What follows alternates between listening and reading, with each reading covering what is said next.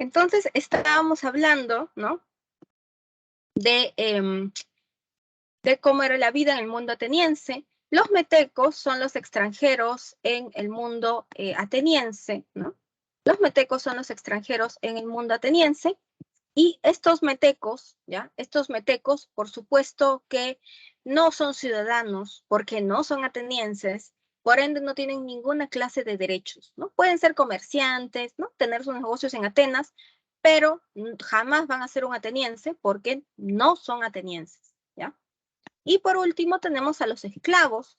Los esclavos en el mundo ateniense son pues propiedad del Estado, ¿ya? Son propiedad del Estado, ¿ya? Entonces, y también existen los esclavos particulares en el mundo ateniense. O sea, en el mundo ateniense, una rica familia podía tener esclavos particulares de ellos, exclusivos, y aparte existían también esclavos del Estado ateniense, ¿no? Entonces, como verán, este concepto de democracia, ¿no? Del mundo ateniense es bastante limitado, ¿no? Porque los únicos que pueden participar, ¿no? De política, ¿no? Eran pues los ciudadanos atenienses, los eupátridas, muy bien Andrea, los eupátridas atenienses, ¿no? Eupátrida, como les digo, significa los de buen linaje, o sea, no era cualquiera, ¿no? No era cualquiera los que podían hacer política en el mundo ateniense. Por eso es que el concepto de democracia, ¿no? De los atenienses en el siglo V a.C. es muy diferente al concepto de democracia hoy en día, 2022, ¿no? Entonces, así era el mundo ateniense, ¿no? Los atenienses también tenían la costumbre de aplicar el ostracismo. ¿Alguien sabe qué cosa es el ostracismo de casualidad?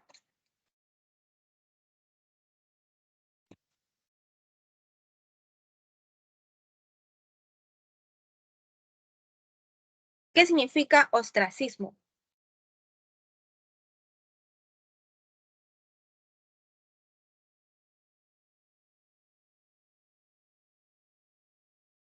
Muy bien, el destierro político. Muy bien, Andrea.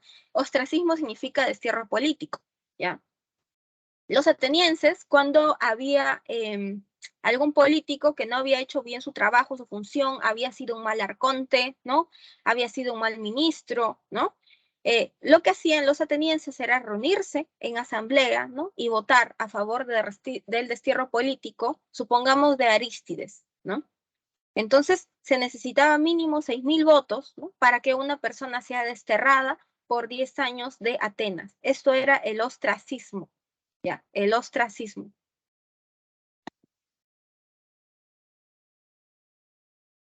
Y ahora vamos a hablar de dos conflictos de la época de la Grecia clásica, ¿ya? Vamos a hablar de las guerras médicas, ¿no? Las guerras médicas,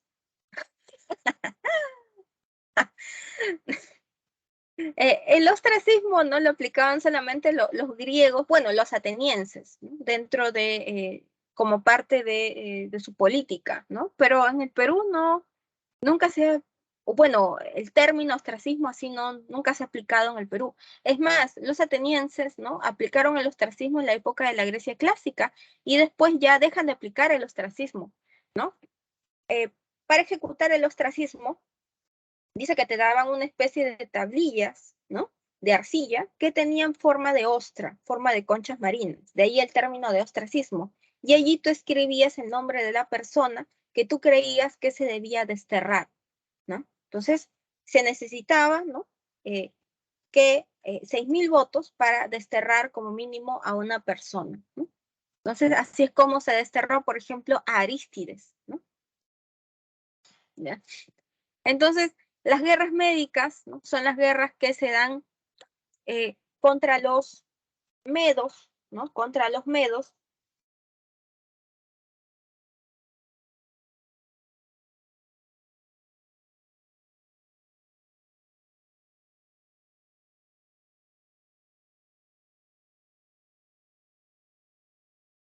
Entonces, eh, los griegos, digamos que llamaban a los persas medos, ¿ya? Entonces, los medas eran pues los persas para el mundo griego. ¿Qué es lo que pasa? Los persas, ¿ya? En esta época está Darío, ¿no? ¿Ya? Está Darío, ¿ya? Como rey de los persas. Darío, ¿no?, le va a echar el ojo a las polis griegas. Entonces, Darío le echa el ojo a los griegos, ¿por qué? O sea, debido a toda la riqueza que poseían los griegos, ¿ya? Los persas ambicionaban estas ricas rutas del mar Egeo, del mar Negro, estas ricas rutas comerciales, ¿no? El comercio representa, obviamente, esto, ¿no? Dinero. Los persas ambicionaban el oro, la plata, ¿no?, de la zona de la Grecia jónica, ambicionaban las vides, ¿no?, el vino, el aceite de oliva, ¿no? ¿Ya? Incluso hasta los ganados ovinos y caprinos, ¿no?, que poseían los griegos. Entonces, todo esto era ambicionado en el fondo por los persas. Y los persas, que estaban en pleno proceso de expansión, le echan pues el ojo a Grecia. Entonces, por eso es que deciden atacar Grecia. Y empiezan atacando la zona más débil, que era la zona de la Grecia jónica. Empiezan atacando la zona de Mileto, los pues persas. Entonces, inmediatamente la polis de Mileto le pide ayuda al resto de polis, ¿no? Los espartanos les dicen que no los van a apoyar porque ahorita están en una festividad religiosa y que cuando acabe su festividad religiosa ya irán pues a apoyarlos.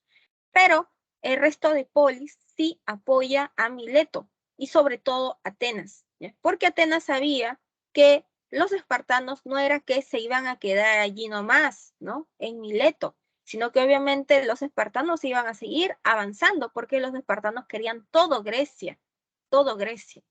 Entonces, por eso es que los atenienses apoyan a Mileto, ¿ya? E invaden, pues, Sardes, ¿no?, una ciudad muy importante para los persas en venganza. ¿Qué es lo que hace Darío I? Se enfurece, ¿no? Y Darío I, ¿no?, ya envía pues todo un ejército persa para atacar a los griegos, ¿no? Entonces, los griegos en esta época se van a enfrentar, ¿no? Esta es la época en donde Temístocles, ¿no?, va a ser un gran estratega, ¿no?, un gran estratega y griego, ¿ya? Entonces, en esta época, pues, Milcíades también destaca. En realidad, Temístocles era arconte en esta época, o sea, era una especie de ministro, era un arconte, ¿no? Era un arconte, ¿ya? Pero él obviamente va a estar allí, pues, ¿no?, tratando de capitanear todo esto y de hacer que los atenienses ganen, ¿no?, estas guerras médicas, ¿ya? Y Milcíades va a ser como que el general principal en esta época. Milcíades también va a ser un gran estratega, ¿ya? Él va a estar como que a la cabeza del ejército ateniense y contra todo pronóstico vencen, ¿no?, a los medas, ¿no?, a los persas. Entonces se dice que ¿no?, que en esta época Filipides va a ser un corredor súper importante, ¿no?, para los atenienses. Él va a dar pues la noticia, ¿no?, y va a viajar, ¿no?, va a viajar, ¿no?, hacia Atenas a darle la noticia a los atenienses, ¿no? Y va a llegar y va a decir, pues, atenienses, hemos vencido, ¿no? Y cuando llega, se desmaya y muere. Entonces, en honor a él es que se van a crear las maratones, ¿no? La maratón, ¿no? En honor a esta batalla, ¿no?, de Maratón. Entonces, así es como los griegos ganan esta guerra, pero después los persas van a regresar, ¿no?, ya nuevamente, ¿ya? Y en este contexto es que se va a dar esta Segunda Guerra Médica, ¿no? No sé si han visto la película 300, ¿no? En la película 300 se retrata esta Segunda Guerra Médica, ¿no? Acá va a participar, pues, por supuesto, el popular Leónidas, ¿no?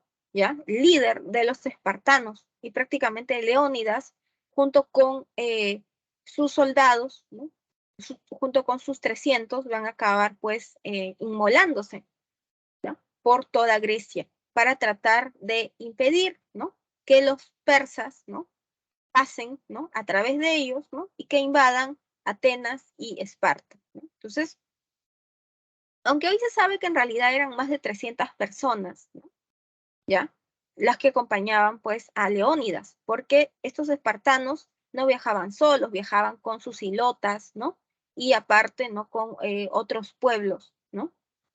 Entonces, eran más de 300, pero definitivamente eran en número inferior a las tropas de los persas, ¿no? Se dice que los persas llevaban tropas, ¿no? De 100.000, y en total todos los espartanos, ¿no? Eran alrededor de 6.000, 7.000 personas. Entonces, igual, ¿no? Los persas destruyen a los espartanos, ¿no?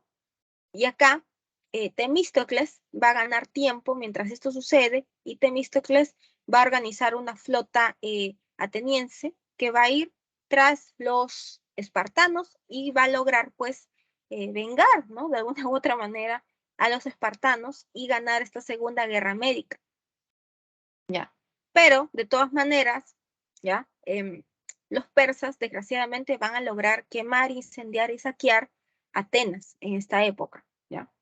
Entonces, contra todo pronóstico, se ganan, ¿no? Estas guerras médicas, ¿ya? Contra todo pronóstico, ¿ya? Se ganan estas guerras médicas. Entonces, los griegos, ¿no? Ganan, ¿no? Van a salir victoriosos. Entonces, los persas van a entrar en decadencia total, ¿no? ¿Ya? Por supuesto, es que esto va a marcar la hegemonía, ¿no? Por una parte de los atenienses, ¿no? En el aspecto, pues, cultural, ¿no?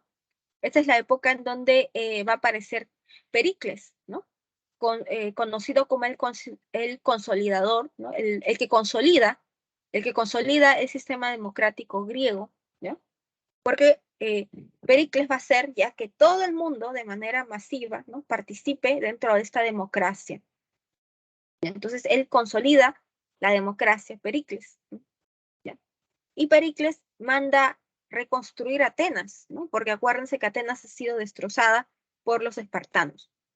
¿Ya? Reconstruye Atenas, es la época de florecimiento ateniense, de esplendor ateniense, ¿ya? En el aspecto cultural, ¿no? Atenas va a brillar, y esto no va a ser bien visto por los espartanos, ¿ya? Los espartanos van a ver con mucha envidia cómo Atenas, ¿no? Renace de sus cenizas, ¿no? Y se vuelve, pues, el foco cultural prácticamente de todo el mundo antiguo, ¿ya? Entonces, por eso es que los espartanos, ¿no? Van a empezar a crear todo un sistema de alianzas, ¿no? De todo un sistema de alianzas que va a ser conocido, pues, como la Liga, pues, ya, del Peloponeso.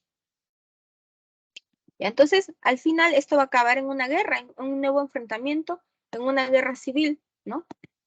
Conocidas como la guerra del Peloponeso, ¿no? Entre la gente que es pro-ateniense, pro-Atenas, versus la gente que es pro-Esparta, pro-espartanos, ¿ya? Entonces, la pelea, ¿no? De esta guerra del Peloponeso es por ver quién es el mejor, cuál es la mejor polis, ¿no? Si Esparta o Atenas, ¿no? En realidad, por eso es que se da esta guerra del Peloponeso, ¿ya? ¿Quién manda en la gran península de los Balcanes, ¿no? Si los atenienses, ¿no? O los, eh, o los espartanos, ¿ya? ¿Ya? Entonces, así es como se da, pues, esta guerra, ¿no? ¿Ya? Y esta guerra empieza con un pretexto, ¿no? Un pretexto que los espartanos van a decir, bueno, nos hemos enterado que los atenienses están metiendo en la política comercial de nuestros amigos, ¿no? Los corintios, ¿ya? Entonces, los corintios siempre han sido pinky friends con los espartanos, ¿ya? Entonces, los espartanos supuestamente van a salir en defensa de Corinto, y por eso es que le van a acabar declarando, pues, la guerra a los atenienses. ¿Ya? Entonces se enfrentan estos dos bandos, ¿no? El bando de los atenienses versus el bando de los espartanos. Se enfrentan, ¿ya? Se enfrentan. Todo lo que ven en anaranjado, ¿no? ¿Ya? Todo lo que ven en anaranjado, ¿ya? Es Atenas, ¿no? Toda la gente que está a favor de Atenas, y todo lo que está en celeste es la gente que está a favor de los espartanos. Y al final, desgraciadamente, estas guerras del Peloponeso, al menos la primera guerra del Peloponeso, ¿no? La van a ganar los espartanos, sobre todo aprovechándose, ¿no? Que la ciudad de Atenas ha sufrido una peste muy fuerte. No se sabe si es tifus, ¿no? Al parecer es tifus, la enfermedad que azota Atenas y que va a llevar a la mismísima muerte a Pericles, ¿ya? Al gobierno de Pericles se le conoció como el siglo de oro, ¿ya? Entonces Pericles muere, Entonces muere el arconte de Atenas. Entonces, para los espartanos va a ser presa fácil, ¿no? Someter, ¿no?, a los atenienses, ¿no? ¿Ya? Y en la última guerra del Peloponeso, los espartanos se van a aliar incluso con sus ex rivales, se alían con los medas, con los persas, todo con el objetivo, ¿no?, de destruir a los atenienses, ¿no?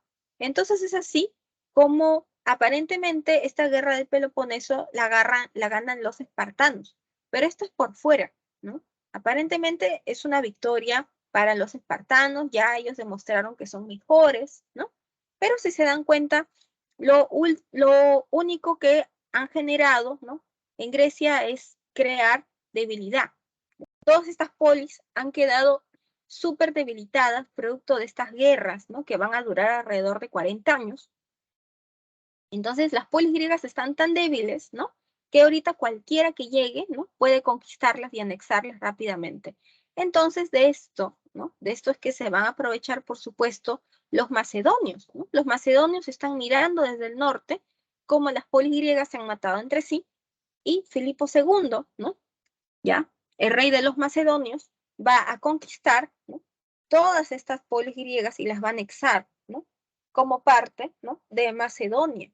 Y así es como empieza, pues, esta época de la griega helenística, ¿no?, de fusión, ¿no?, entre la cultura occidental griega y la cultura oriental, ¿no?, que representaban los macedonios, ¿no?, fusión cultural. Entonces, así acaban, pues, conquistados los griegos, ¿no?, por andar peleándose entre sí. Y vamos a hablar un poco, ¿no?, de la hegemonía macedónica. Los macedonios van a utilizar mucho la técnica de la falange, ¿no?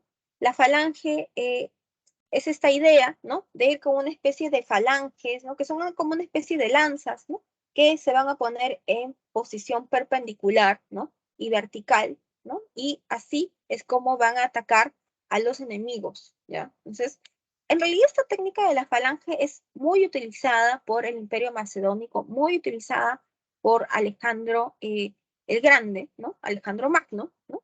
Pero esta técnica, ¿ya?, proviene en realidad de los griegos, ¿no? Los que eran en realidad especialistas en utilizar esta falange eran los espartanos, ¿ya?, que eran súper belicosos, ¿ya? Pero los macedonios se copian, ¿no?, esta estrategia y la mejoran, ¿no?, esta técnica de la falange, ¿ya? Y gracias a esta técnica es que el Imperio Macedónico va a imponerse, ¿ya?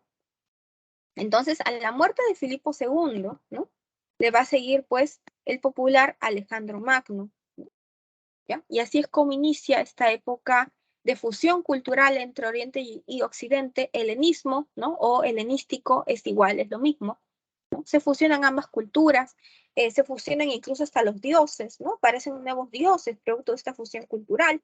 Va a aparecer, por ejemplo, el culto al dios Apis, ¿no?, que es producto de esta fusión cultural entre Oriente y Occidente, ¿no? Entonces, en esta época, como les comentaba, una vez que entra Alejandro Magno a gobernar, ¿no?, Alejandro Magno, digamos que va a mandar, pues, a rodar, ¿no?, este sistema democrático que habían creado los atenienses, ¿no? Alejandro Magno dirá, ¿qué democracia? ¿Qué gobierno del pueblo? ¿No? ¿Qué es esto, no?, de autogobierno, que nosotros mismos elegimos a nuestros representantes. No, se acabó, ¿no? Y Alejandro Magno impone el imperio, ¿no? Alejandro Magno dirá, yo acá soy el único emperador, y a lo máximo, ¿no?, que yo podría hacer es escuchar, ¿no?, los consejos de mis ministros, ¿no? ¿No? De mi consejo imperial, nada más, ¿no? El resto no existe. Entonces, así eran, pues, los tiempos de Alejandro Magno, y como les digo, Alejandro Magno conquista Egipto, ¿no?, conquista a los persas, ¿no?, llega hasta la India, llega hasta la China, ¿no? Él quería seguir en la India, pero sus generales ya no le van a querer acompañar. Entonces Alejandro Magno se va a ver obligado a retroceder, ¿no?, y dejar a la India. Ahora, Alejandro Magno tenía la costumbre de establecer alianzas, ¿no?, con los pueblos que conquistaba a través del matrimonio. Alejandro Magno se casaba con las princesas locales, las princesas persas, las princesas egipcias, ¿no?, para crear, ¿no?, lazos de sangre, y de esta manera evitar que estos pueblos conquistados, ¿no?, se le vengan encima, se le rebelen, ¿ya? Entonces, ese fue el gran imperio de Alejandro Magno, que prácticamente conquistó todo el mundo antiguo conocido hasta ese entonces. Ahora, Alejandro Magno muere a los 30 años, ¿no?, sin dejar hijos. Muere, al parecer, ¿no?, de malaria. Entonces, va a estallar una guerra de sucesión. ¿Quién va a ser su heredero? Y sus tres principales generales se van a pelear por la herencia que está dejando Alejandro Magno, que es prácticamente todo el mundo antiguo. Entonces, por ejemplo, luego de esta guerra, a Ptolomeo, uno de sus principales generales, ¿no?, le va a tocar Egipto, ¿no? Y Ptolomeo va a fundar el Egipto ptolomaico. Entonces, va a fundar la dinastía ptolomaica, ¿ya? Ptolomeo. Entonces, de esta dinastía de origen macedónico es que proviene la última reina de Egipto, Cleopatra VII. Entonces, Cleopatra VII, ¿no?, la popular Cleopatra, es de origen macedónico, no de origen egipcio, ¿ya? Entonces, esta es la época, pues, helenística. Y ahora sí, vamos a hablar de Roma, ¿ya? Vamos a hablar de Roma.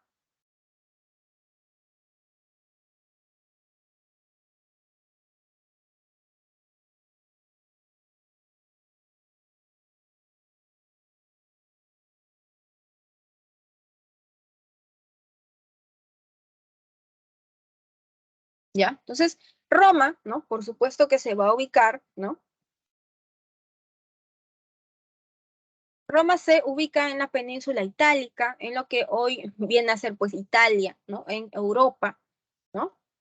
Los romanos también van a dejarnos grandes aportes a la humanidad, como esta idea del derecho romano, ¿no? Esta idea del derecho romano lo crean, pues, los romanos, ¿no? Ahora, existen, pues, dos orígenes, ¿no?, de Roma, ¿no? ¿Ya? Uno es el origen, pues, una especie de origen legendario, y otro es el origen histórico, ¿no? Si nos remontamos al origen legendario, ¿no?, seguro muchos de ustedes han escuchado hablar de la leyenda, ¿no?, de Rómulo y Remo. Según esta leyenda, existió un rey, ¿no?, al que digamos que tenía un malvado hermano, y este malvado hermano le había dado una especie de golpe de estado. Entonces, este malvado hermano se había quedado en el poder, ¿ya? Y este malvado hermano, ¿no?, va a hacer que su sobrina, que es la hija de este rey, no tenga hijos. Entonces, para eso la mete de sacerdota, de sacerdotisa, ¿no?, Vesta. Entonces, la encierran, ¿ya?, para que sea por siempre y para siempre sacerdotisa en honor a la diosa Vesta. Entonces, ¿qué es lo que pasa? Zeus, ¿no?, le echa el ojo a esta, pues, Rea Silvia, ¿no?, y acaba concibiendo con ella gemelos, que van a ser Rómulo y Remo. Entonces ella va a dar a luz estos gemelos, y su tío, el malvado rey usurpador, se va a dar cuenta que ahora hay dos herederos al trono, legítimos herederos, que son los hijos de Rea Silvia, su sobrina. Entonces lo que hace es mandar matar a Rómulo y Remo, y envía a una persona de su confianza para que haga el trabajo sucio, pero esta persona se va a arrepentir, y lo que va a hacer es meter a los dos niños en cestillas, en una especie de canastillas, y colocarlos, ¿no?, en un río, ¿no?, y que se vayan los niños. Y estos niños van a acabar siendo rescatados, ¿no?, por una loba, y la loba les va a dar, pues, de amamantar hasta los 7 años de edad, ¿ya? Y a los 7 años de edad, estos niños van a ser adoptados, por así decirlo, por una pareja de esposos, ¿no? Ya cuando crecen, ¿no?, van a sacar del trono a su malvado tío, ¿no? Y Rómulo y Remo van a acabar, pues, peleándose por ver dónde se debe fundar, ¿no?, la ciudad que va a dar origen a todo, ¿no? Ya. Entonces, Rómulo y Remo, ¿no?, se pelean, ¿no? Y al final, pues, se terminan peleando entre sí, y se termina fundando la ciudad de Roma, ¿no? ¿Ya? Y de Roma, ¿no?, es que va a empezar, pues, a construirse con el paso del tiempo un gran imperio, ¿no?, como va a ser el Imperio Romano, que los romanos van a acabar siendo prácticamente los dueños del mundo, ¿no? Y ahora vamos a empezar hablando de la etapa de la monarquía, ¿ya? En la etapa de la monarquía, ¿no? Existían los reyes, ¿no? Existen dos dinastías, ¿no? Una es la latina y otra es la etrusca. La dinastía latina es de la que menos fuente histórica se tiene vestigio, ¿ya? Durante los tiempos de la dinastía latina, ¿no? Al parecer los romanos van a ser ayudados también por los sabinos para construir, ¿no? Su ciudad, ayudarlos a levantar esta ciudad de Roma, ¿no? No se tiene mucha evidencia histórica. Y de la etrusca, de la dinastía etrusca, sí se sabe que los etruscos empiezan a ayudar, ¿no? A hacer de Roma una gran ciudad. Los etruscos van a enseñarles, ¿no? A construir su ciudad con ladrillos, ¿no? A utilizar sistemas de agua, desagüe, alcantarillado, ¿no? Entonces se dice que los etruscos, ¿no? Van a hacer que Roma florezca en esta época, hacer que Roma se levante. Entonces, los últimos reyes etruscos, ¿no? El último rey va a ser Tarquino el Soberbio, ¿ya? Y dentro de la etapa de la monarquía existía el rey y existía el senado. El problema con Tarquino el Soberbio es que se había puesto el poder de él por encima del senado.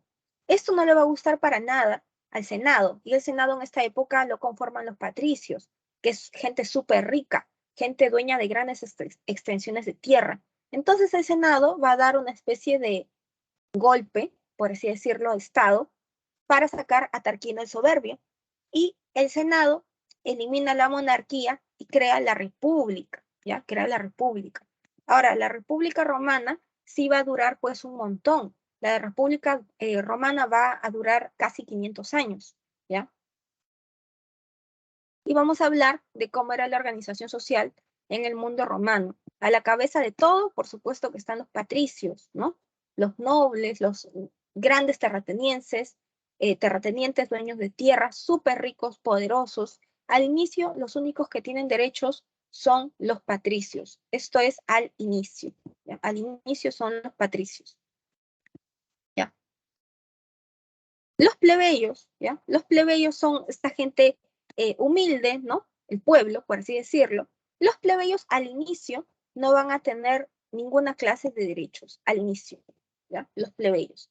Pero conforme pase el tiempo, conforme pase y pase el tiempo, los plebeyos se van a enfrentar a los patricios para exigir derechos, ¿ya? Y conforme exigen derechos, ¿ya? Conforme exigen derechos, los plebeyos van a llegar a alcanzar a ser igual, ¿no? En el plano jurídico que un patricio. Pero esto es producto de cientos y cientos de años de luchas de los patricios contra, de los plebeyos contra los patricios, ¿ya? Entonces, esta igualdad entre plebeyos y patricios se va a dar al final, producto de sangrientas luchas.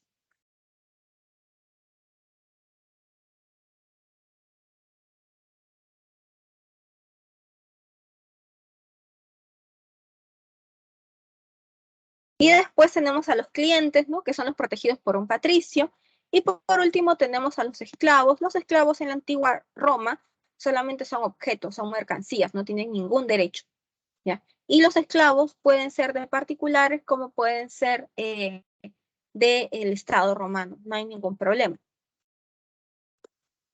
Y ahora vamos a centrarnos en la República, ¿no? La República dura, como se dan cuenta, casi 500 años, ¿ya? Dentro de la República, ¿ya? A la cabeza de todo va a estar los cónsules, ¿ya? Los cónsules prácticamente capitanean todo, comandan todo, están prácticamente a la cabeza del Senado, a la cabeza del ejército, a la cabeza de todo, ¿ya? Al inicio solamente es un cónsul, ¿ya? Al inicio solo es un cónsul, y este cónsul era, pues, por supuesto, patricio, ¿no? Era un señorón. Pero conforme los plebeyos exigen y exigen luchas, ¿no? Exigen igualdad, ¿no? Con los patricios, ¿no? A lo largo de estas luchas, ¿no? Se va a conseguir, ¿no? Que sean dos cónsules, un patricio que defienda a los patricios y otro cónsul plebeyo que por supuesto defienda a los plebeyos, ¿ya? Entonces los cónsules están a la cabeza de todo, son los que tienen el poder realmente en esta época de la República Romana, ¿ya? Entonces el Senado, ¿no? Principalmente está conformado por patricios, ¿ya?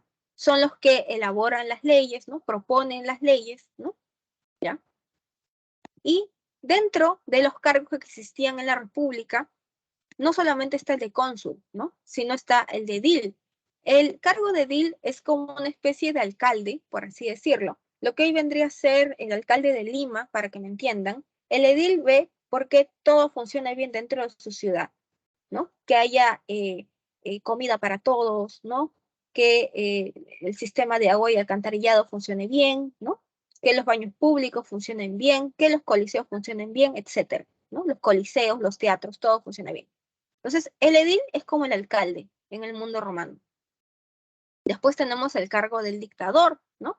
El dictador era bueno, ¿por qué? Porque el Senado lo elegía en caso que Roma, ¿no?, tuviera una guerra muy importante, ¿ya? Y el dictador, ¿no?, tenía poderes absolutos por 6 meses, no tenía que consultar sus decisiones a nadie, ni siquiera al Senado, durante 6 meses, ¿no? Podía hacer y deshacer por el bien de Roma, ¿no? Entonces, acabados estos 6 meses, se podía renovar el cargo, ¿no?, de dictador por 6 meses más, como que no. Ya, el pretor es una especie de gobernante, pero dentro de las provincias en Roma, ¿no? También podía fungir de juez, ¿ya? Pero dentro de su jurisdicción, dentro de su provincia. Después tenemos el censor, ¿no? El censor, por supuesto, es el que censa, ¿no? ¿Cuántos romanos hay, ¿no? ¿Cuántos judíos hay dentro del Imperio Romano? ¿Cuántos egipcios hay dentro del Imperio Romano? Ese es el censor, ¿ya?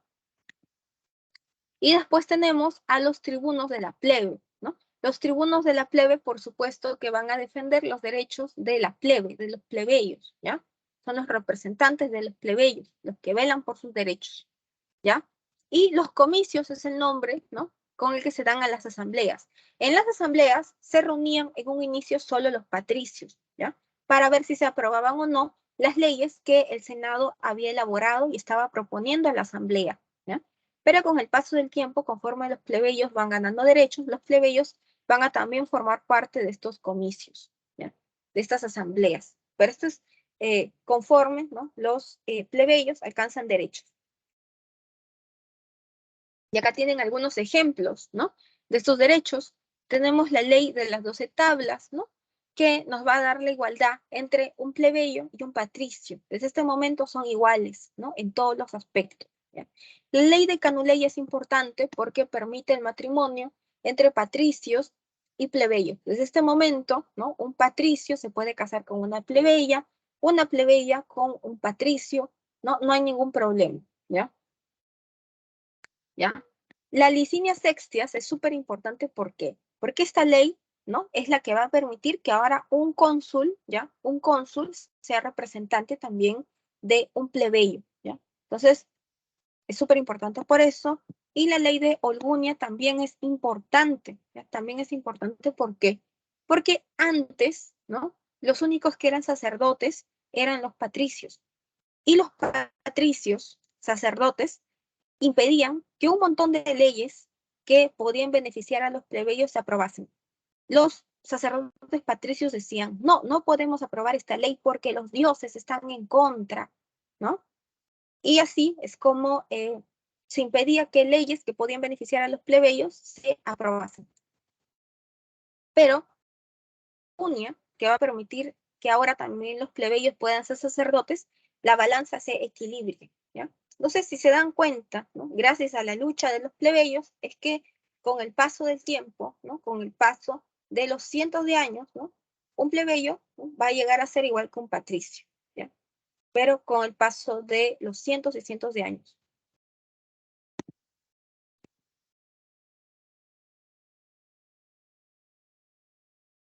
Y ahora vamos a hablar del proceso de expansión romana, cómo es que los romanos acaban convirtiéndose en los amos y señores del mundo antiguo.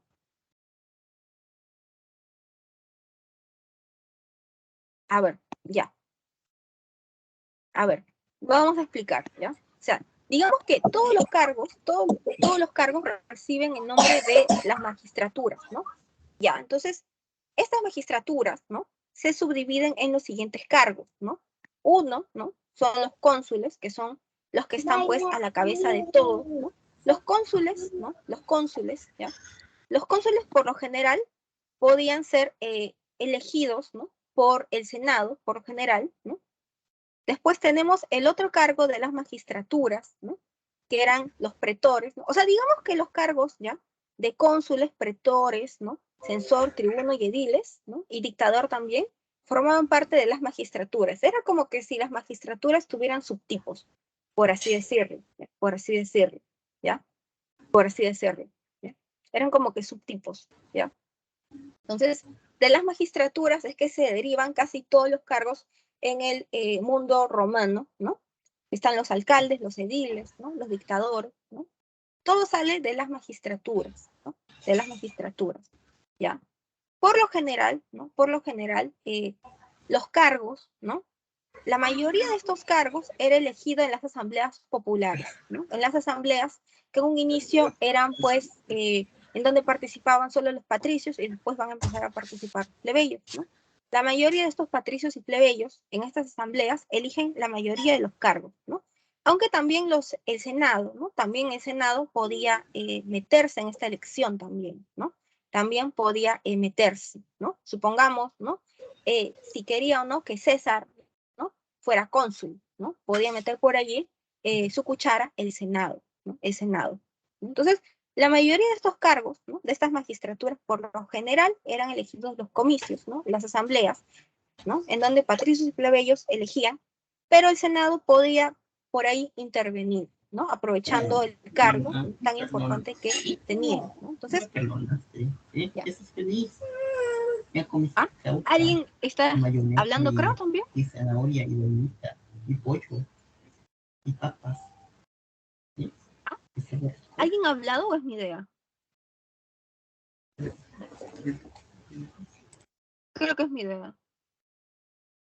¿No? No, Miss, le parece, no se preocupe, prosiga. Ya. Ya, entonces, ya me parece. Entonces, como te digo, la mayoría, ¿no?, de los cargos, Andrea, los elegían los comicios. O sea, la asamblea se reunía y elegía quién va a ser cónsul, quién va a ser edil, ¿no?, quién va a ser dictador, etcétera. Por lo general, ¿no?, la asamblea se reunía y elegía, ¿no? Y la asamblea, el Senado podía por ahí interferir, pero digamos que la chamba del Senado va a ser proponer leyes. Y en la asamblea se ve, ¿no?, si estas leyes se aprueban o no. Entonces, así más o menos funcionaba, ¿no?, los cargos, ¿no?, al interior de la República Romana, ¿no? Gracias, Ani. Ya. Entonces, seguimos, ¿no?, hablando de cómo es que los romanos se convierten en los amos y señores del mundo antiguo, ¿ya? En primer lugar, los romanos al inicio solamente eran, pues, Roma era una pequeña ciudad al inicio, ¿no? Era una cosita chiquita, ¿no? Ya, era una ciudad pequeñita, pero los romanos van a ambicionar, ¿no?, convertirse en amos y señores de toda la península itálica, de toda la botita. Pero el estorbo para los romanos en esta época, para conquistar toda la península itálica, va a ser pues la Magna Grecia. La Magna Grecia, acuérdense que eran las colonias de los griegos que estaban ubicados al sur de lo que hoy viene a ser Italia, al sur de la botita. Entonces, los romanos lo que empiezan a hacer, ¿no?, es conquistar el sur de Italia, la Magna Grecia, ¿ya? Conquistan esto. Entonces, los romanos se hacen amos y señores de toda la península itálica, de toda la botita, lo que hoy día vendría a ser Italia, ¿ya? Entonces, así empieza su proceso de expansión, ¿ya? Después vamos a tener a las guerras púnicas, continuando con este proceso de expansión, ¿ya? Continuando con este proceso de expansión. Los romanos ahora van a querer más y van a ambicionar el Mediterráneo occidental, pero el estorbo para los romanos, ¿ya?, es que los púnicos, ¿no?, la civilización púnica, ¿no?, ¿ya?, que eran pues los cartagineses o fenicios, estaban al norte de Italia, prácticamente frente a Roma, ¿ya? Entonces, el estorbo para los romanos eran sus vecinos, que estaban en el norte de Italia, que eran los púnicos, ¿no?, o cartagineses o fenicios, era su estorbo.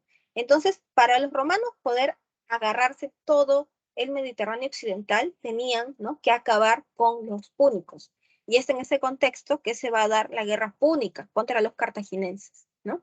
Entonces, se van a enfrentar, acá va a aparecer, pues, la figura súper importante de Aníbal, ¿no? Aníbal va a ser un gran general, un gran general cartaginense, ¿ya? Que va a atacar a los romanos de manera muy inteligente. Él va a ir, ¿no? Y los va a atacar a través de los Alpes, ¿no? A través de los Alpes, ¿no? O sea, desde el norte, ¿no? Hacia el sur, ataca, ¿no? A los romanos. Y esto era algo que no se los esperaba. Entonces los romanos van a contratar a Escipión el africano. Escipión el africano, ¿no? Va a ser un gran general, ¿no? De los romanos, que va a tratar, ¿no? Que la guerra se sitúe más en Sama, más hacia el sur, cerca al sur de Italia, ¿no? De Roma, perdón. ¿Ya? Entonces, al final, pese a que Aníbal hace lo mejor que puede, va a terminar siendo derrotado por los romanos, ¿no? Entonces, al final, los romanos lo que hacen, ¿no? Es destruir a los cartaginenses, queman, incendian toda su ciudad, asesinan, ¿no? Matan a todos, y así es como los romanos, ¿no? Se apoderan de todo el mar occidental, ¿no? De todo el Mediterráneo occidental, ¿ya? Entonces, los romanos, ¿no? Se vuelven así recontra esclavistas, ¿no? ¿Ya? Alguno que otro cartaginense que sobrevive lo convierten en esclavo, ¿no? Entonces, los romanos ahora le van a echar el ojo al Mediterráneo oriental, ¿no? O sea, lo que está a mi derecha, el Mediterráneo oriental. Y en el Mediterráneo oriental está, por ejemplo, Egipto, Persia, ¿no? Que fueron conquistados por Alejandro el Magno en vida. Entonces, ahora los romanos se van tras el Mediterráneo oriental, ¿no? Y se van a aprovechar, ¿no? Que estos pueblos ya luego de la desaparición de Alejandro Magno, ¿no? Han perdido mucho poder. Y así es como los romanos van a acabar pues conquistando lo que antes fue Persia, ¿no? A los egipcios, ¿no? A todo el mundo. Y así es como los romanos se apoderan, ¿no? Si se dan cuenta, del Mediterráneo occidental y del Mediterráneo oriental. Entonces es así como los romanos se convierten en amos y señores de todo el Mediterráneo, de Mediterráneo occidente y oriente. Entonces los romanos se llamaban a sí mismos, ¿no? A su mar, ¿no? Como Mare Nostrum, nuestro mar, ¿no? Este es nuestro mar, ¿no? Entonces, así los romanos se hacen amos y señores del mundo, ¿ya? Amos y señores del mundo, gracias a la guerra. Digamos que el negocio de los romanos, ¿no? Para expandirse y crecer era la guerra, ¿no? Se dedicaban a hacer la guerra. ¿Ya? Y ahora vamos a hablar de la crisis del sistema democrático, ¿ya? Van a aparecer dos legisladores romanos que son nietos de Escipión el africano, ¿no? Que combatió en estas guerras púnicas, ¿no? Estos nietos, ¿no? Van a ser los populares hermanos Graco, ¿ya? Los populares hermanos Graco. Y lo gracioso es que pese a que el abuelo fue un gran patricio, estos hermanos Graco, a pesar que descienden de un linaje patricio, van a luchar porque se aprueben leyes que beneficien a los plebeyos, ¿ya? Entonces, por eso es que estos hermanos Graco van a acabar siendo, pues, perseguidos, ¿no? Y ejecutados por órdenes de los senadores patricios, ¿ya? Vamos a empezar hablando de Tiberio Graco, ¿no? De Tiberio Graco, ¿no? Con esta ley agraria, Tiberio Graco va a decretar lo siguiente, ¿no? De que muchas tierras, ¿no? Que pertenecen a los patricios, ¿no? ¿No? Hay muchas tierras que no se usan, ¿no? Que deberían repartírselas entre el pueblo, entre la plebe, ¿no? Eso dirá Tiberio Graco con esta ley agraria, ¿no? Esto, por supuesto, que no le va a gustar para nada a los patricios, ¿no? Por eso es que los patricios van a asesinar a Tiberio Graco, ¿ya? Y después, ¿no? Vamos a tener a Cayo, ¿no? Cayo Graco, con esta ley frumentaria, ¿no? Cayo Graco va a decir que el Estado romano, ¿no? Subsidie el precio del trigo para los más pobres, para los plebeyos, ¿no? Para que todos los plebeyos puedan llevarse un pan a la boca, ¿no? Que se subsidie el precio del trigo, ¿ya? Para que todo el mundo tenga comida. Esto no le va a gustar, por supuesto, para nada, tampoco a los patricios. Por eso es que también van a mandar a ejecutar a Cayo, ¿ya? Entonces, cualquier tipo de ley, ¿no? Que perjudique los intereses de los patricios van a sacar las garras, ¿no? ¿ya? Las garras. O sea, en esta época los patricios todavía controlan casi todo el Senado, ¿no? Entonces, por eso es que los asesinan, ¿ya? Y ahora vamos a hablar de estas guerras civiles, ¿ya? Entre, pues, cónsules, ¿ya? Vamos a hablar de estas guerras civiles, ¿ya? Estas guerras civiles en realidad se van a dar por ver quién tiene el poder, qué cónsul tiene el rey, qué cónsul tiene el poder de Roma. Vamos a empezar hablando de esta primera guerra, ¿no? Que va a enfrentar a Mario, ¿no? Versus Sila, ¿no? Mario, digamos que va a tener más el beneplácito de los plebeyos y Sila de los patricios. Y se enfrentan el cónsul, ¿no? Mario versus el cónsul Sila, ¿no? Se enfrentan por ver quién se queda con toda Roma, ¿ya? Al final los dos desaparecen, Mario y Sila desaparecen, ¿ya? Entonces el Senado romano dice, bueno, lo que hay que hacer, ¿no? Es nombrar 3 cónsules, ¿no? 3 cónsules, y crean, ¿no? Esta idea del triunvirato, ¿no? Triunvirato significa 3 cónsules, ¿no? Entonces, la idea del Senado es que con 3 cónsules, ¿no? El poder esté más equilibrado y no vuelva a haber otra guerra civil como ya había habido entre Mario y Sila. Por eso es que se crea el triunvirato. Entonces, este primer triunvirato, ¿no? Va a estar conformado, por supuesto, por Julio César. Julio César es este líder, ¿no? De los plebeyos. Julio César va a ser amado por los plebeyos, ¿ya? Se dice que él aplicaba una serie de medidas un poco populistas. O sea, todo esto es un mito, ¿no? Todo esto es un mito que trata de explicar, ¿no? Cómo se funda, ¿no? Cómo se funda la ciudad de Roma, ¿no? Se dice que Rómulo quería, ¿no? Que Roma sea la ciudad, ¿no? Que dé origen a todo. En cambio, Remo no quería, ¿no? Entonces, por eso es que los dos hermanos se pelean, ¿no? Y Rómulo le dice, ¿no? A Remo, ni se te ocurre cruzar, ¿no? Esta línea, porque si entras a mi territorio te mato, ¿no? Y Remo cruza la línea y se mete al territorio de Rómulo, y Rómulo acaba matando a Remo, ¿no? Y por eso es que al final el origen de todo es Roma, ¿no? El origen de todo es Roma, ¿no? Y también, ¿no? O sea, es un mito, ¿no? Que supuestamente fueron amamantados por una loba hasta los 7 años de edad, ¿no? ¿Ya? Entonces, la loba, ¿no? Supuestamente, en realidad haría alusión, ¿no? A que loba era el título con el que se hablaba, ¿no? De las mujeres que se dedicaban a la prostitución en la Roma de esa época. Entonces, supuestamente, ¿no? Haría alusión a que a lo mejor, ¿no? Si es que existieron Rómulo y Remo, ¿no?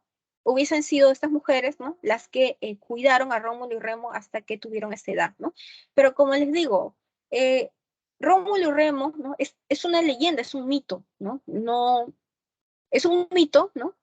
Que busca dar origen, ¿no? Al nacimiento de Roma, ¿no? ¿Ya? Pero no significa, ¿no? De que haya mucha prueba, ¿no? Que diga que Rómulo y Remo hayan existido, ¿no? O que esta loba haya existido, ¿no? Todo es un mito en realidad, ¿no? Es un mito. ¿Ya? O sea, siempre casi todas las culturas del mundo buscan para darle sentido al origen de su civilización, ¿no? Explicarlo todo con mitos, ¿no? Todas las culturas. Esto es algo universal, ¿no?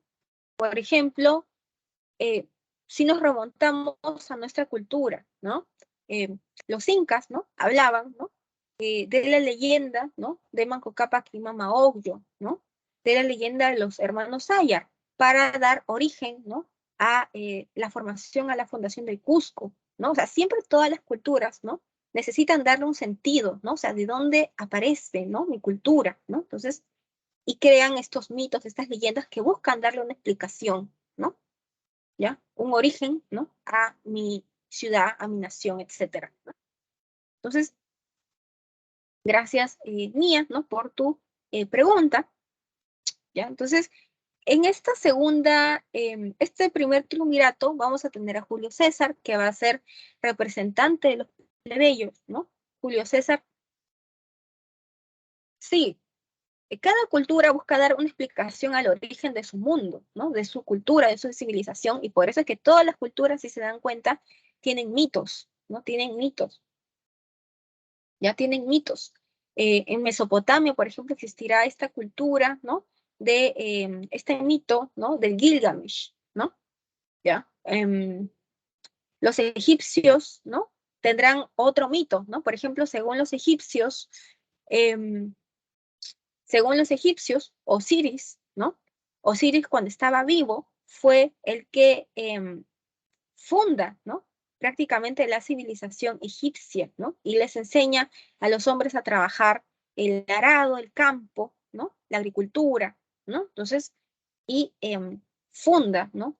Lo que más adelante va a ser Egipto, ¿no? Osiris. ¿No? Entonces, cada cultura, ¿no? Siempre trata de darle origen, ¿no? Una explicación, ¿no? A algo a través de los mitos, ¿no? O que de las lágrimas de Isis, ¿no? ¿Ya? Surge el Nilo, nace el Nilo, ¿no? El río Nilo para los egipcios, ¿no? O sea, siempre todas las culturas tienen esto, ¿no? De crear mitos para darle un sentido, ¿no? ¿De dónde provengo, ¿no? Para darle un sentido a mi vida, ¿no? ¿De dónde vengo, ¿no? Entonces, gracias por tu comentario, Andrea, ¿no? Gracias por tu pregunta mía. Entonces, seguimos hablando que Julio César va a ser este líder de los plebeyos, ¿no? Julio César. En cambio, Pompeyo, ¿no? Será pues este líder de los patricios, por así decirlo, ¿ya? Y Craso, ¿no? Craso es una especie de sacerdote que en realidad va a estar de adorno, ¿ya? Porque al final va a estallar una guerra civil entre César versus Pompeyo, ¿no? ¿Quién tiene el poder, ¿no? ¿Quién tiene el poder? ¿Ya? Entonces estalla esta guerra civil en Roma, ¿no? Por ver quién en realidad se apodera prácticamente de todo Roma, ¿ya? Y eso que César y Pompeyo eran familia, ¿no? Pompeyo, por ejemplo, se llegó a casar con una de las hijas de César, ¿no? Entonces, digamos que eran familia, ¿no? Y estalla de todas maneras esta guerra civil, ¿ya? César, ¿no? Va a perseguir a Pompeyo, ¿no? En la batalla de Farsalia, y Pompeyo se dice que se refugia en Egipto. Y en Egipto, en esta época, hay una prácticamente guerra civil entre Cleopatra y su hermano, ¿ya? Cleopatra y su hermano se están enfrentando por ver quién se queda con el trono de Egipto. Entonces, el hermano de Cleopatra, ¿no? Cree que debe asesinar a Pompeyo, ¿no? Aprovechando que está en Egipto, para ganarse el beneplácito, la venia de César. Y así César le dará su bendición para que él sea gobernante de todo Egipto. ¿No? Y por eso es que el hermano menor de Cleopatra manda asesinar a Pompeyo, aprovechando que Pompeyo estaba refugiado en Egipto. Entonces, el hermano de Cleopatra le enseña, ¿no? La cabeza, ¿no? Le da la cabeza de Pompeyo a César. Y César se enfurece con el hermano de Cleopatra, ¿no? Le dice, ¿cómo se atreven, ¿no? A haber hecho esto con un romano, ¿no? Ustedes, ¿no? Bárbaros, salvajes, ¿no? O sea, sí, Pompeyo debió morir, ¿no? Enfrentándose conmigo, frente a frente, ¿no? En una batalla, ¿no? No de una manera tan cobarde, ¿no? Matándolo, ¿no? A traición, ¿no? Y más bien César se enfurece con el hermano de Cleopatra, y por eso es que más bien César, en lugar de apoyar al hermano de Cleopatra, más bien decide apoyar a Cleopatra para que ella sea reina en Egipto, ¿no? Y al final, ¿no? Cleopatra y César acaban volviéndose amantes, ¿no? Según Hollywood, ¿no? Se vuelven amantes, ¿no? Y ella supuestamente se presenta ante César en una alfombra, ¿no? Envuelta en una alfombra. Y César, bueno, acaban teniendo hijos, ¿no? Eh, ¿No? Acaban teniendo un hijo, ¿no? ¿Ya? Un hijo. Y se dice, ¿no? Que los romanos no querían para nada a Cleopatra, ¿no? Acaban teniendo a Cesarión, que significa pequeño César, ¿ya? Los romanos no querían para nada a Cleopatra, ¿no? Decían que ella influenciaba mal a César, ¿no? Los romanos eran bastante misóginos, ¿no? Y no les gustaba, ¿no? Que una mujer tenga poder, ¿no? Que una mujer sea reina de Egipto, ¿no? Que no les gustaba tampoco que Cleopatra sea extranjera y que tuviera otras costumbres, ¿no? Eh, Me voy a quedar unos minutos más, ¿no? Le he pedido permiso al tutor porque como tuve este problema con mi máquina que se lagió, ¿no? Que tuve que volver a entrar, ¿no? Y ahí perdimos unos minutos, ¿no? El tutor me ha dado autorización, ¿no? Para quedarme unos minutos más, ¿no? Pero su comprensión, ¿no? Ya, entonces, César, ¿no?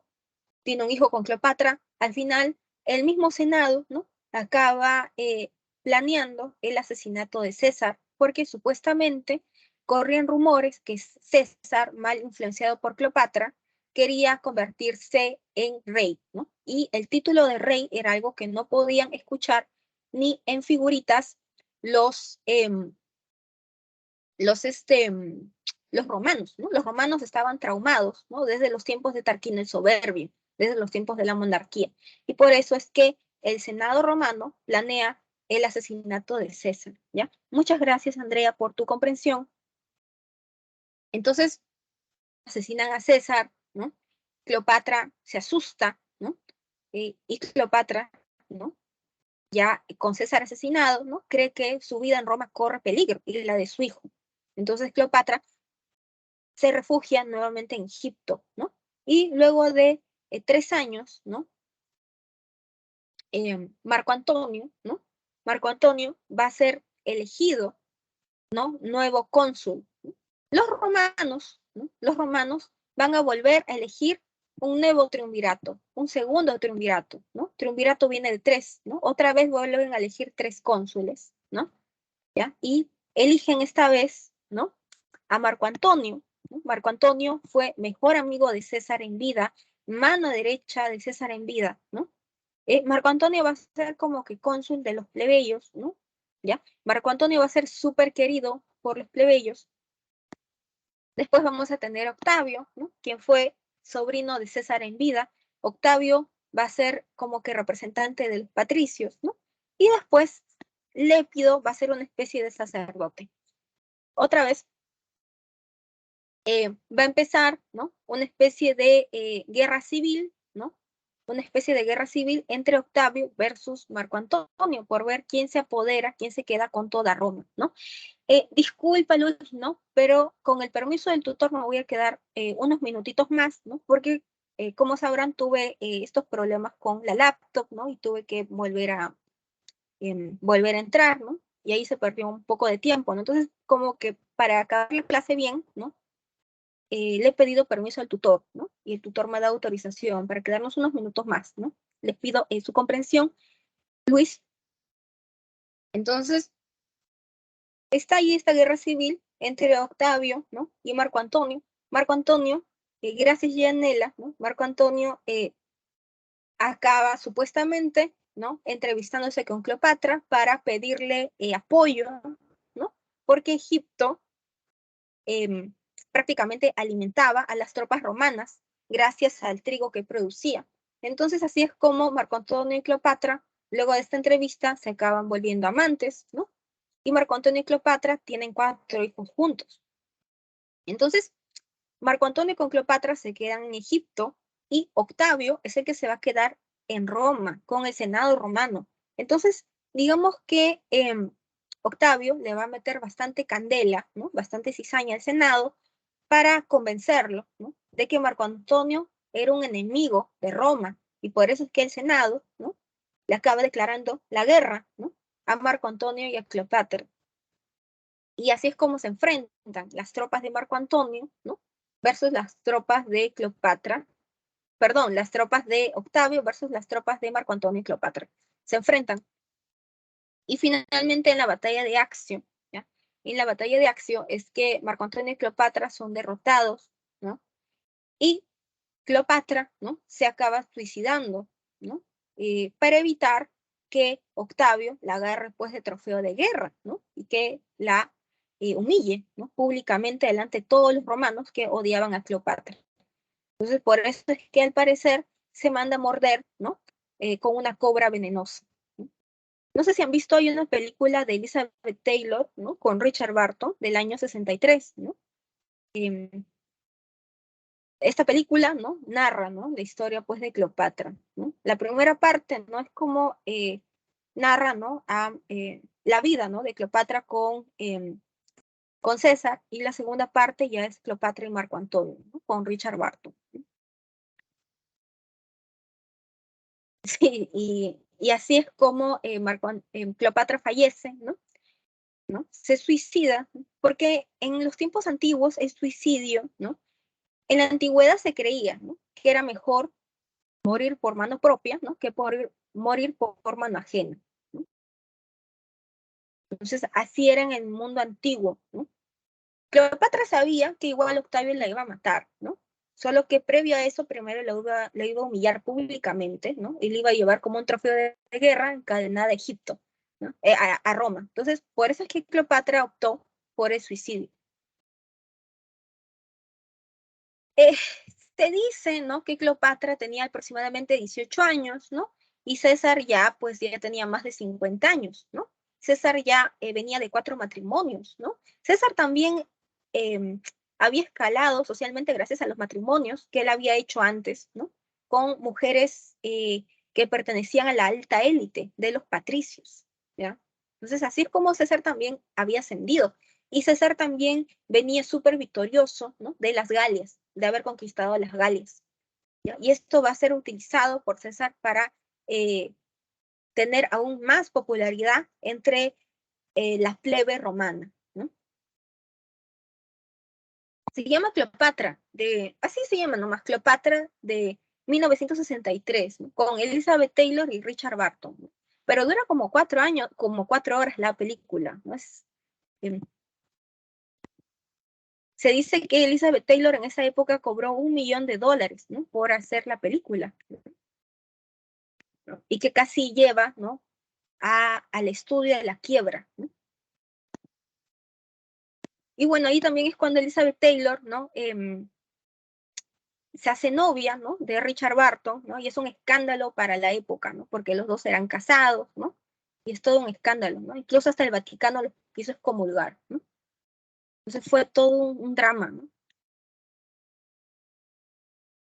Y ahora vamos a hablar del Imperio Romano, ¿no? Gracias a ti, Ani. ¿Ya? Vamos a hablar del Alto Imperio Romano. Una vez que Octavio se hace del poder, ¿no?, Octavio se cambia el nombre, ¿no? Se cambia el nombre y se va a poner el nombre de Augusto, ¿no? Y el Senado romano le va a dar todos los títulos habidos y por haber.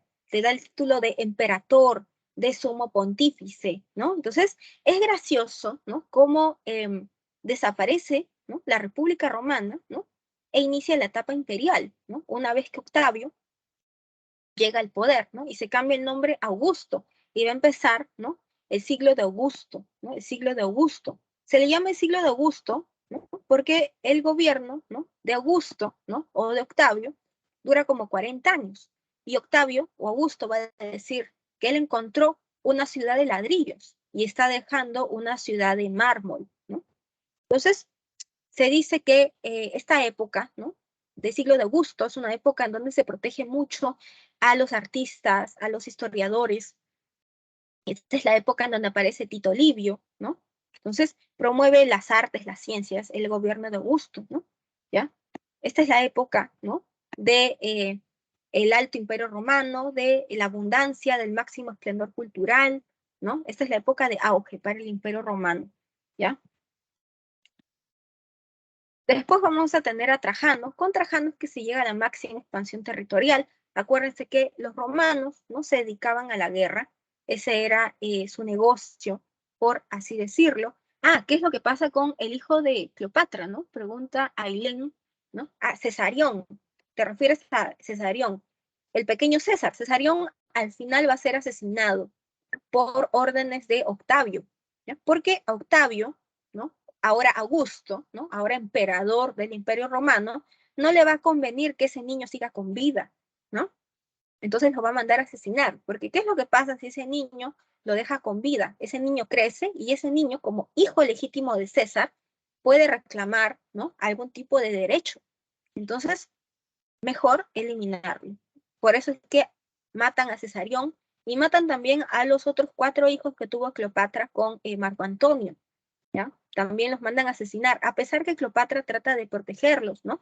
Y los trata de mandar al África, ¿no? Igual los asesinan, ¿ya? Por órdenes de Augusto o Octavio, ¿no? Y Augusto Octavio lo que hace es tras la muerte de Cleopatra, convertir a Egipto en una provincia romana. ¿Ya? Y así es como acaba la vida de Egipto, ¿no? Siendo un anexo, ¿no?, de Roma. Gracias por tu pregunta, Ailén. Entonces, hablamos de Caracalla, ¿no? Caracalla hace algo raro, extraño. Caracalla lo que hace es decir que desde este momento todas las personas, ¿no?, basta que fueran hombres, son ciudadanos, según el mundo romano. ¿Esto qué significa? Eso significa que si hay un bárbaro en el Imperio Romano, ¿no? Si hay un bárbaro en el Imperio Romano, automáticamente ese bárbaro puede ser considerado ciudadano romano. Y si es considerado ciudadano romano, significa que tiene derechos. Tiene derechos incluso a tener cargos políticos, ¿no? Incluso hasta ser pues emperador, ¿no? O sea, eso es lo que me dice esta ley, ¿no? Si desde ahora los extranjeros, ¿no?, son iguales, ¿no?, que un patricio o un plebeyo. Entonces, esta ley que da Caracalla es peligrosa también, ¿no? Es peligrosa. Y ahora vamos a hablar de la decadencia romana, del Bajo Imperio Romano, ¿no? Vamos a hablar, ¿no?, en primer lugar de Constantino, ¿no? Él es súper popular, ¿no?, por proclamar este edicto de Milán, ¿no? Él, ¿no?, va a decretar la libertad de cultos, ¿ya? Desde este momento, si tú quieres seguir la religión pagana, eres libre, ¿no?, de seguir con tu religión. Si tú te has convertido al cristianismo, no hay ningún problema, también puedes ser cristiano. Esto lo hace Constantino para ganarse a las masas, porque en esta época casi todo el mundo, ¿no?, profesa el cristianismo, que es como que la nueva moda en el mundo romano, ¿no? El cristianismo le da fe a los menesterosos, a la gente pobre, ¿no? Te da esperanza, ¿no? Con esta idea, ¿no?, de que si te portas bien en el otro mundo, ¿no?, puedes encontrar el paraíso, ¿no? Entonces, por eso es que cala tan rápido el cristianismo, ¿no? Y a pesar de las persecuciones, todo, ¿no?, se expande por todo el Imperio Romano. Entonces, Constantino, ¿no?, promueve esta libertad de cultos, ¿ya? Y vamos a tener a Teodosio, ¿no? Teodosio va a ser el que va a proclamar ya el cristianismo como religión oficial del Imperio Romano, porque en esta época la religión pagana ya prácticamente ha entrado en crisis, ya casi nadie es pagano. Todo el mundo se ha convertido al cristianismo, que es la nueva moda, ¿no?, que nos habla, ¿no?, de darle la mejilla al prójimo, paz y amor, ¿no? Claro, por supuesto. Teodosio, ¿no?, para llevarse bien con la gente, ¿no?, con el pueblo, que la mayoría, casi todo el mundo ahora es cristiano, se convierte al cristianismo, ¿ya? Muy bien, Mía, ¿no? Excelente. Teodosio se convierte al cristianismo y divide, ¿no?, al gran imperio en dos. Teodosio se da cuenta que es imposible seguir administrando un imperio tan grande como el romano. Es muy difícil, ¿ya?, de administrar. Entonces lo parte en dos, lo divide en dos, ¿ya?, entre sus dos hijos, ¿ya? ¿Ya? A Honorio le va a dar el Imperio Romano de Occidente y Arcadio, así fue Arcadio, le va a dar el Imperio Romano de Oriente, ¿ya? Entonces dividen dos el Imperio Romano. Y por último, vamos a tener a Rómulo Augustulo, ¿no? Rómulo Augustulo va a ser el último emperador del Imperio Romano de Occidente, ¿ya? Rómulo Augustulo es un chibolo de 12 años, ¿no?, que va a ser pues derrotado por Odoacro, que es el jefe de un pueblo bárbaro llamado pues los Hérulos, ¿ya? Entonces, Odoacro le da el tiro de gracia al Imperio Romano de Occidente y así es como se da fin a la Edad Antigua y se da inicio a la Edad Media. La Edad Media dura como 1000 años. Entonces, acuérdense, lo que cae en el año 476 es Roma de Occidente, no Roma de Oriente. Roma de Oriente se va a convertir en el Imperio Bizantino y va a sobrevivir casi toda la Edad Media, ¿no?, que son casi 1000 años, ¿no? Entonces, hasta acá ya nos quedamos el día de hoy, ¿no? El día de hoy nos quedamos acá y ya con su profesora, ¿no?, o profesor, ya estarán viendo, ¿no?, ya el resto, ¿no? Entonces, chao, cuídense, gracias por su paciencia, ¿no?